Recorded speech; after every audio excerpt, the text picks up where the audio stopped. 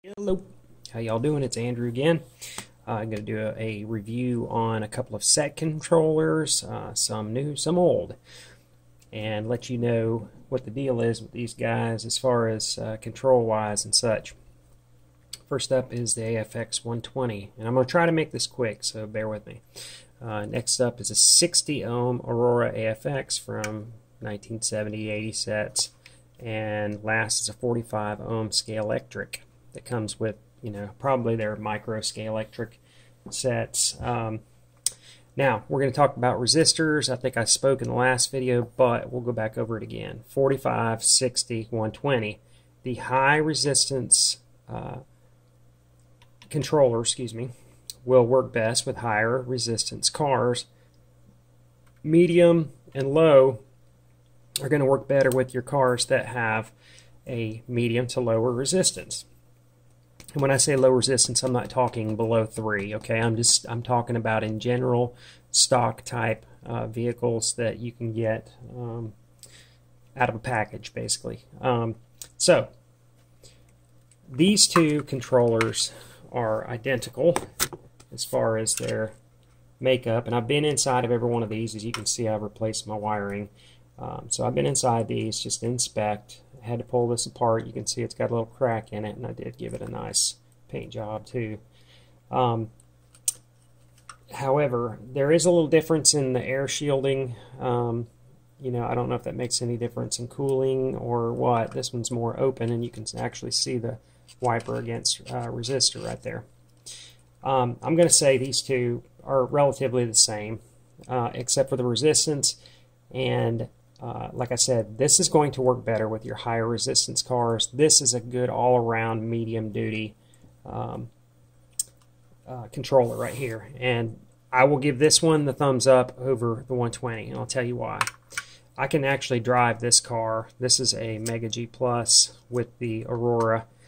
I can drive it with this too, but I can also drive the Tyco with the Aurora, but I cannot drive it with the Tomy Afx because there's no throttle. You have to get the throttle all the way to about here before it even starts moving. The 120 ohms, by the time you get it all the way down to like where there's 20 ohms left, that's where your driving is at. This one you have a better throttle range all the way through. Granted, you may have a more rapid start off with this because it's a lower resistance, so your Mega G Plus is going to take off. You may not have as good of low speed control with this guy. The Mega G Plus, that's the only car I'm talking about right now. You may not have as good of low speed control out of the Aurora with that car, but who drives those things slow anyway? Nobody does. I mean, you may do it every once in a while just playing, but you're not going to be, driving it and using that range, okay? So this guy works good with the AFX Mega G Plus, the short and long body. They're actually, same motor, basically just a little bit different wheelbase. Other than that, it does not have good control of most of these cars. So if you have a set and you've got the 120s, they're great with these cars, but otherwise not so good if you're going to buy any other cars outside of the AFX or outside of Mega G Plus. You need to upgrade and get something better. If you have some of these, or if you're looking for some replacement controllers, these are found on eBay all the time for $5–10 bucks. Very cheap, and but the construction is very cheap too. Okay, not very heavy duty. This, like I said, is a 45 ohm. The construction of this, the plastic is much thicker. Feels much thicker. The spring throttle is much better. It's much more. There's much more resistance. It's obviously got a more heavy-duty spring inside of it. Okay, and these things can wear out. It does have a controller limiter too that you can adjust with a flat-tip screwdriver. So if you got like a little kid, you only want them to get about half speed, you can turn this the opposite direction. The controller will not go all the way down and in. Okay. I found these and this is an everyday price apparently. I found these on eBay through the Professor Motor site for $2.95 each. $2.95 for this controller all day long. Shipping $2.99. If you get two of them, it's $3.99. So do the math. It's very cheap. You can get 2 of these for less than 10 bucks. They don't look like this. I'd dress this up a little bit, change the wires. It's some silicone with gator clips on it, but you add a little paint there to it. It'll give it a little razzle dazzle.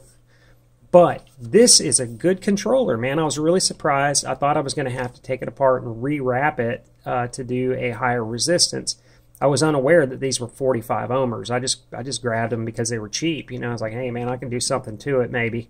Didn't need to do anything. All I had to do was set a new wire in there, or a better wire, and make it compatible with my track. Like I said, I think these are for micro scalextric and maybe some 1/32 stuff, but this works very well with basically all of these cars right here. It works good with Mega G, Super G Plus, Tomy Turbo, and SRT.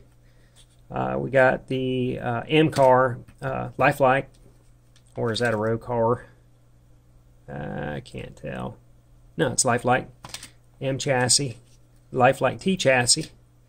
This is the only AW I have. It's a Super 3, and it works with that. Car barely runs anyway, but it works good with all my Tycos. Okay, I like my Tyco 440 X2 flat pans. I'm going to be doing some hop-ups on those bad boys. The other Tycos, yes, works with all of them. Okay, the only ones that it does not work well with, my Mega G Plus, and I do like this car. Trust me, I really like the Mega G Plus. It's probably the smoothest, smoothest cars I have. But they're kind of outside the line of these other ones. Are different. So like I said, it takes off like a rocket. But once you get the controller going a little bit, they're very easy to control. It's not like they're out of control shooting and flying off the track. These things obviously hold their line pretty well, so it's not that big of a deal. I'm going to give you guys some ratings on these, quality and usability, at a scale out of 1 out of 10. I would say the quality of the AFX Tomy controller that's coming with the sets nowadays, I'll give it a 4. Because it's very flimsy and cheap. Same thing with Aurora, it's a 4. This thing could be broken easily. I could shatter, well, I don't know about shatter it, I'm not that strong, but I could damage this with one hand. I'm going to give this a 6 because it's a little more durable feeling. Only time will tell, how it holds up, but I'll give this a 6 as these get a 4 for quality. Construction and usability, I'll give this a 6 again. I'll give this one a 5, and I'm going to give this one a 4 because it's such a narrow range.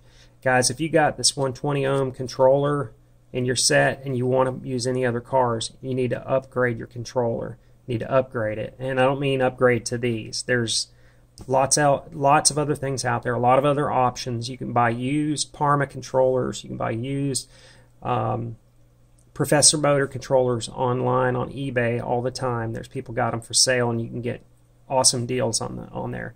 You just got to know what you're looking for, and hopefully I can do a couple videos to let people understand what they're looking for and what they need to look for when they go and purchase an aftermarket controller. Y'all have a good day. Laters.